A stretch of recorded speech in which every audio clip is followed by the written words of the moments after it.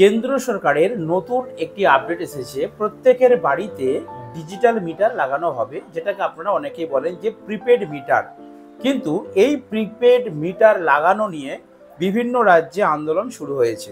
Already আমাদের পশ্চিমবাংলার তরফ থেকেও কিন্তু আন্দোলন শুরু হতে চলেছে। তো কি এই প্রিপেড মিটার? প্রিপেড মিটার আপনারা কেন লাগাবেন?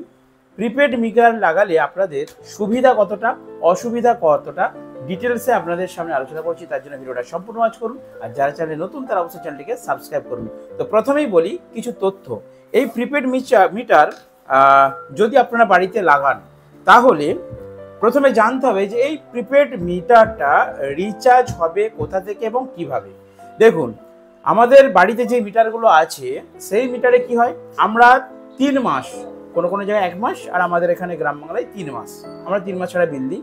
3 মাস আমরা আগে বিদ্যুৎ খরচা করে ফেলি, তারপর আমাদের কাছে বিল আসে, সেই মতো আমরা বিলটাকে 3টে মাসে পাট করে দিতে পারি। বাট প্রিপেড মিটার হচ্ছে প্রিপেড, মানে পূর্বে তোমাকে পেড করে দিতে হবে, অর্থাৎ আগে থেকে তোমাকে রিচার্জ করে দিতে হবে, মিটারে রিচার্জ করে রাখতে হবে। তো এখানে আমি একটা জাস্ট আপনাদের আইডিয়ার জন্য বলছি, 500 টাকা যদি কেউ রিচার্জ করে, দেখুন রিচার্জ ভাবে করা যায়। এক হচ্ছে একটা অ্যাপস রয়েছে রকেট নগদ বিকাশ বলে, মোবাইলে অ্যাপস রয়েছে, সেই অ্যাপসের মারফত আপনারা রিচার্জ করতে পারেন। নিজের ফোনেই থাকবে অ্যাপস, সেখান থেকে আপনার মিটারটা আপনি যে কোনো জায়গায় বসে রিচার্জ করতে পারবেন, 1 নম্বর। আর 2 নম্বর, যে কোনো দোকানে, যেমন আমরা মোবাইল দোকানে, অনলাইন যাদের দোকান আছে সেখানে গিয়ে রিচার্জ করতে পারি। তবে দোকানে গিয়ে রিচার্জ করলে কিন্তু এক্সট্রা একটা চার্জ নেবে, 20 টাকা বা 10 টাকা চার্জ নেবে। আর যদি আপনি মোবাইল থেকে রিচার্জ করেন তাহলে এক্সট্রা কোনো চার্জ লাগবে না। এবারে যদি আপনি প্রিপেড রিচার্জ 500 টাকা করেন, প্রথমবার যদি আপনারা রিচার্জ করেন, আপনাদেরকে প্রথমে দিতে হবে ভ্যাট 25 টাকা। আমি 500 টাকার একটা হিসাব দিচ্ছি আপনাদেরকে। ভাড়া, মিটার ভাড়া দিতে হবে, প্রতি মাসে 40 টাকা কাটবে, এবং ডিমান্ড চার্জ বলে একটা অপশন আছে, সেটা 84 টাকা কাটবে। আমি রিসার্চ করে আপনাদেরকে বলছি। তো টোটাল 149 টাকা। বাট 500 টাকা প্রথমে যদি আপনি রিচার্জ করেন আপনার প্রিপেড মিটারে, তাহলে 150 টাকা কেটে নেবে, 350 টাকা আপনি ব্যালেন্স পাবেন। সেই 350 টাকা থেকে আপনার কেটে যাবে যতক্ষণ মিটারটা চলবে। এবার একটা প্রশ্ন ছোট করে বলে দিই, হঠাৎ করে ধরুন আপনার ব্যালেন্স শেষ হয়ে গেল, আজকে শুক্রবার সন্ধেবেলা, এখন আপনার ব্যালেন্স শেষ, তাহলে কি আপনার বাড়িতে ইলেকট্রিকটা ডিসকানেক্ট হয়ে যাবে? না বন্ধুরা, অটোমেটিক কিন্তু সেখানে কিন্তু ব্যালেন্স ক্রেডিট হয়ে যাবে। ক্রেডিট হয়ে আপনার শনিবার চলবে, রবিবার চলবে, সোমবার সকালবেলা বন্ধ হয়ে যাবে। তো এই যে দুদিন আপনার চললো, যেটা আপনার ক্রেডিট থাকবে, যখন আপনি এরপর 200-400 টাকা রিচার্জ করবেন, তখন ওই আগেরটা কিন্তু ওখান থেকে কেটে নেবে। তো প্রথমবারে এরকম একটা চার্জ কাটবে 500 টাকা, 150 টাকা। পরবর্তীকালে আর কিন্তু অতটা চার্জ আপনার কাটবে না। পরবর্তীকাল থেকে যখন রিচার্জ করবেন, তখন আপনাদেরকে অনলি 500 টাকায় ওই 25 টাকা, মানে 5% ভ্যাট, ওইটুকু খালি দিতে হবে, ওইটুকু খালি চার্জ কাটবে, বাকিটা আপনাদের ব্যালেন্স দিয়ে দেবে। মানে 500 টাকায় 5-25 টাকা, 475 টাকা আপনাদেরকে ব্যালেন্স দিয়ে দিবে। এবারে খরচ কতটা আমি সেটা বলে দিচ্ছি। প্রিপেড মিটারে আপনাদের 0 থেকে 75 ইউনিটে কাটবে 5 টাকা পার ইউনিট। 75 থেকে 200 ইউনিটের রেট হচ্ছে 7 টাকা পার ইউনিট। 201 থেকে 300 ইউনিটের মধ্যে রেট হচ্ছে 7 টাকা 25 পয়সা। আর 300 থেকে 400 ইউনিটের মধ্যে 8 টাকা সামথিং। তো আমি মোটামুটি বাড়িতে যেই কারেন্টটা 300-400-র মধ্যে পুড়ে, তার একটা আনুমানিক হিসাব আপনাদেরকে দিলাম। এবারে চলুন একটি প্রতিবেদন, কেন এই প্রিপেড মিটার বসানো নিয়ে রাজ্য সরকার বিরোধিতা করছে কেন্দ্রের, বা বিভিন্ন রাজ্যে কেন বিরোধিতা তৈরি হচ্ছে, তাই নিয়ে বিস্তারিত একটি প্রতিবেদন। ভিডিওটা সম্পূর্ণ ওয়াচ করুন, তাহলে ডিটেলসে জানতে পারবেন। স্মার্ট মিটারের বিরুদ্ধে দেশ জুড়ে বিক্ষোভ, বাদ গেল না বাংলাও, কি বলছে রাজ্য সরকার? শ্বেতা মিত্র, কলকাতা, সাংবাদিক কি বলছেন? মার্চের গরমে কার্যত কালঘাম ছুটে যাচ্ছে দেশবাসীর। কেউ হয়তো কল্পনাও করেনি যে এমনটা হবে। আরও গরম পড়বে, একটা সমস্যা দেখা দেবে, আর সেটা হলো ঘন ঘন বিদ্যুৎ চলে যাওয়া। মানে গরম যত বাড়বে, বিদ্যুৎ তত চলে যাবে। গরমের সময়ে যা কিনা গোদের ওপর বিস্ফোরণ হওয়ার সমান। এখন এসব মোকাবিলা করতে বড় সিদ্ধান্ত নিয়েছে কেন্দ্রীয় সরকার। এখন সকলের ঘরে ঘরে স্মার্ট মিটার চালু করার সিদ্ধান্ত নিয়েছে সরকার। বিদ্যুৎ খাতকে আধুনিকীকরণের জন্য সরকার দ্রুত দেশ জুড়ে স্মার্ট মিটার চালু করতে চলেছে। অতএব আপনারা নিশ্চয়ই বুঝতে পারছেন যে কতটা আপডেট হতে চলেছে আমাদের এই দেশের বিদ্যুৎ বিল সংক্রান্ত সিস্টেম। স্মার্ট মিটার ইস্যুতে দেশে কিন্তু শুরু হচ্ছে আন্দোলন। স্মার্ট মিটার উদ্যোগটি সঠিক বিলিং এবং শক্তির অপচয় হ্রাস সহ অসংখ্য সুবিধার প্রতিশ্রুতি দেয়। তবুও এটি বিভিন্ন রাজ্যে প্রতিবাদের জন্ম দিয়েছে। এটা কিন্তু খুব একটা ডাউট থাকছে আমাদের। বাংলা, বিহার, গুজরাট, তামিলনাড়ু এবং অন্যান্য রাজ্যে স্মার্ট মিটার চালুর প্রতিবাদ করা হচ্ছে।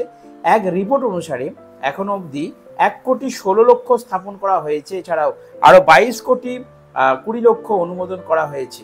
তবে সরকারের এই উদ্যোগকে এখনো অনেকেই ভালোভাবে নেননি, সেটা বোঝাই যাচ্ছে। স্মার্ট বিদ্যুৎ মিটার হলো ঐতিহ্যবাহী বিদ্যুৎ মিটারের একটি উন্নত সংস্করণ। পুরাতন মিটারের বিপরীতে যেখানে ম্যানুয়াল রিডিং প্রয়োজন হয়, স্মার্ট মিটারগুলি ডিজিটাল প্রযুক্তি ব্যবহার করে স্বয়ংক্রিয়ভাবে বিদ্যুৎ খরচ রেকর্ড করে এবং সরাসরি বিদ্যুৎ সরবরাহকারীদের কাছে ডেটা পাঠায়। অর্থাৎ যেমন খরচ হবে সেই অনুযায়ী ডেটা আপলোড করবে এবং সেই ডেটা কিন্তু গ্রাহকদের কাছে পাঠাবে। এটি আরও সঠিক বিলিং নিশ্চিত করে এবং মিটার রিডিং মানুষের ত্রুটির ঝুঁকি দূর করে।